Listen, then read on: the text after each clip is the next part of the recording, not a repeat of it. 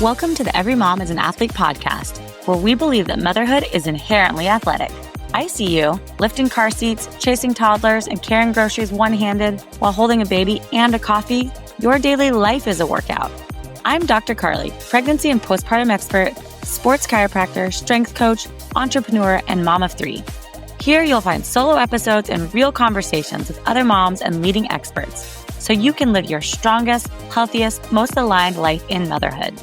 No matter how long it's been since you've had your baby, whether you're reconnecting with your body, rebuilding your strength, or just figuring out what feels good again, you're in the right place.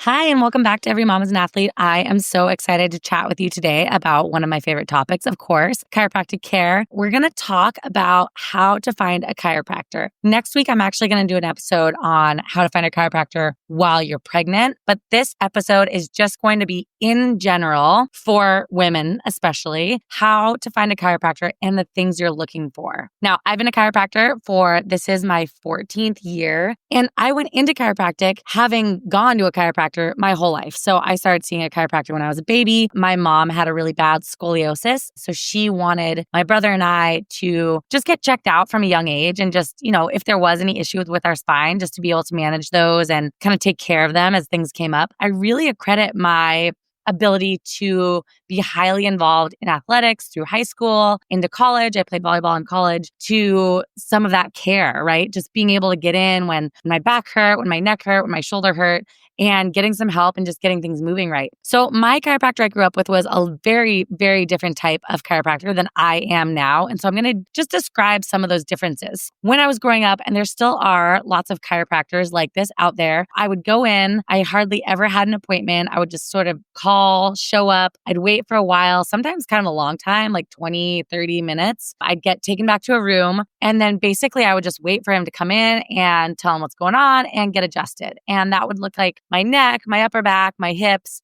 my hands, my shoulder, whatever it was. But it was just mainly focusing on the joints. Now, fast forward to what I do, it's very different. So I'm more of what we call a sports chiropractor. I also, of course, focus on pregnant and postpartum women. But before I did that, I really focused on sports. So I helped people with all kinds of injuries, shoulder injuries, knee injuries, like not just traditional like spinal injuries. So that's a little bit different. But in order to be a sports chiropractor and really be able to help with all these different types of injuries, you have to have some additional certifications. And you really can't just be looking at the joints, right? We want to make sure as sports chiropractors that we're looking at the bones, the ligaments, the tendons, the joints, the muscles, like just how everything is connected, because I can't help you with your shoulder problem just by adjusting your spine, right? Like I need to look at your rotator cuff. I need to see what's going on with the muscles, what maybe is strained, what maybe is compensating, what's overworked, what's maybe not firing and stabilizing you properly. So there's just all this other stuff we need to look at. I need to be able to work on those muscles in like either a massage type of way or using a tool. I need to be able to help you rehab those muscles with exercises and figure out what mobility you might be able to do. So there's just a lot more at play when we start talking about those types of injuries. So that being said, I'm not trying to like poo-poo on my profession here. I think there are lots of great chiropractors out there. Do I think that there's a time and a place to just go in and get an adjustment? I do. But do I think that most of the time, I'm going to say like 95% of the time, would you be better off getting some muscle work and like evaluating your whole body instead of just looking at the joint?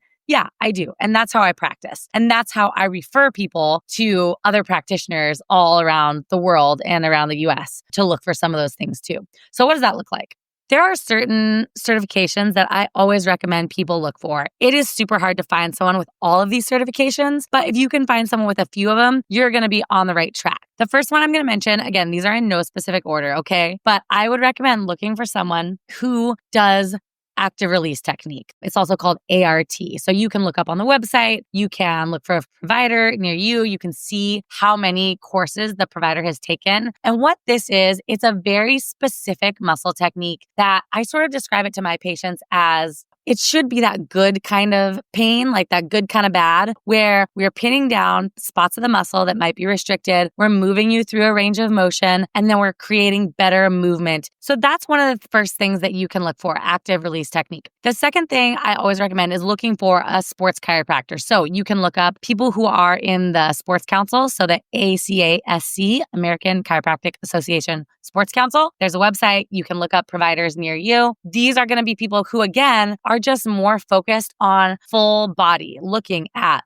the muscles and the tendons and ligaments and not just the joints. So generally speaking, they should not just be adjusting you and sending you on your way in a 5-minute appointment. They should be spending longer with you, and they should be evaluating you a little bit more thoroughly. Another organization that is similar is called the ACBSP. That's the American Chiropractic Board of Sports Physicians. Again, there's a website. I'm also a member of that one. Same idea, right? Is just we're spending a little more time. We're looking at the full body. And generally speaking, we're going to be able to handle all the other extremity issues that come with sports injuries. So knee problems, ankle problems, hip issues, all that sort of thing. Now, the main thing I recommend for pregnant women would be someone who does Webster technique. And this is just a more gentle way of adjusting. It addresses the pelvis a little bit differently because things are so mobile during pregnancy. It's still a really great technique, even if you're not pregnant. But I always just recommend if you're looking for something a little more gentle, this might be a good way for you to go. If you're a little nervous about like the crack, crack, crack, that can be something that's a little less scary and just sort of a little better start. I don't think it's necessarily the thing you absolutely need if you're not pregnant. If you're pregnant, that's the first thing that I recommend. And I'll talk about that on my podcast of finding a chiropractor while you're pregnant.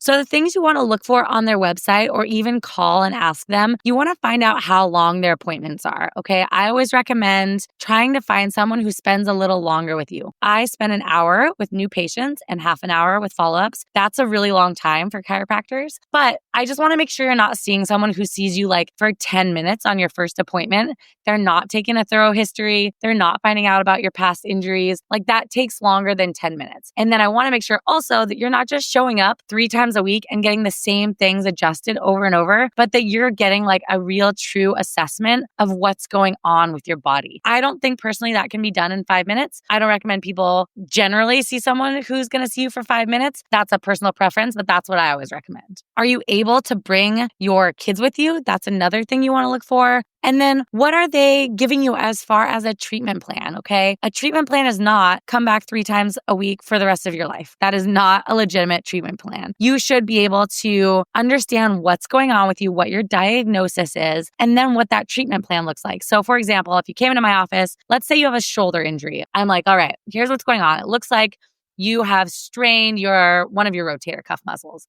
Now, that generally is going to take 6 to 8 weeks to heal. We're going to talk about what that looks like. We're going to talk about what you should avoid, what you can do, what you can't do. We're going to give you exercises to do at home. I am going to probably adjust you if we find areas that need to be adjusted, right? But then I'm also going to go over your treatment plan with you and tell you, all right, let's have you come in once, maybe twice a week for the next 2 weeks. Then we're going to extend that to once a week or once every couple weeks. We're going to keep trying to extend the time between those appointments because you're getting better, right? And then eventually you don't need to come back. So I'm going to tell you, usually when I see people, this takes 6 to 8 visits, whatever it is. And if it's not getting better in those first few visits, not because I'm cocky, but I know that if it's not getting better, then we might need to take a different approach. I might need to refer you to someone else. We might just need to have another game plan. We might need to get some imaging. But I know for a specific injury, generally I start to see things getting better within the first few visits, and then we start to see even more improvement over time. So there should be some sort of game plan, right? It's not just like come in for the rest of your life. Sometimes you hear people say like, oh, when you go to the chiropractor, you have to come in for the rest of your life. Well, not necessarily true. But what I find is that people realize how much better you can feel and how easy it is to feel so much better that you might want to come in off and on for the rest of your life, right? That doesn't mean you're coming in every week for the rest of your life, but I have plenty of people who come in for an injury. I see them,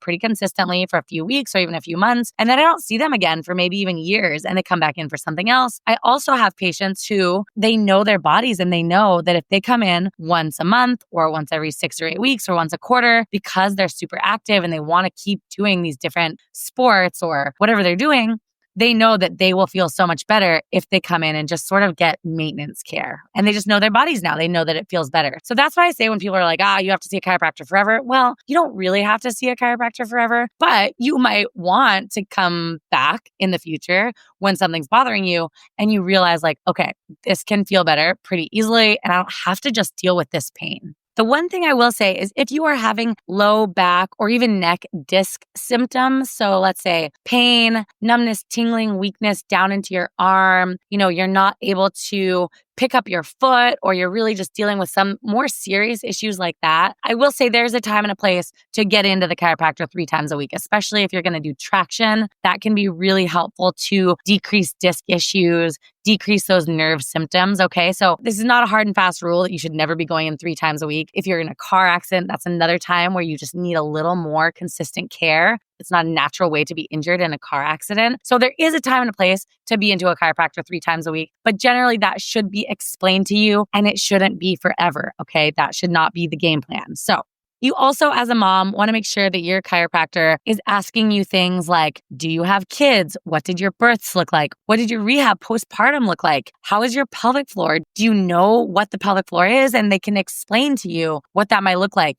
Are you having any leaking? Do you have any pain with sex? Are you able to jump or cough or sneeze without leaking? All these questions, those are really important, especially for women, because if we're talking about back pain, that could be a piece of the puzzle. And if they're not asking about those things, then they're missing that piece. And that is a really big, important piece, obviously. I work closely with PTs, physical therapists, pelvic floor physical therapists, OBs, physiatrists, orthopedists. You should be able to find someone who is able to work with all these providers and even communicate with those providers if you need it, right? I hope this has been helpful. If you are in pain, of course, I think chiropractic care is amazing, but I just want to make sure that you are finding someone who has your best interest at heart, who really wants you to get better. And really, when you come into my office, I want you to tell people how much better you feel because you got better in 3 or 4 visits and you didn't have to come back, right? I don't want to keep you in my office every other day forever. I want you to tell people it was great and you didn't have to come forever. So that should be kind of the goal. They want to get you better as quick as possible.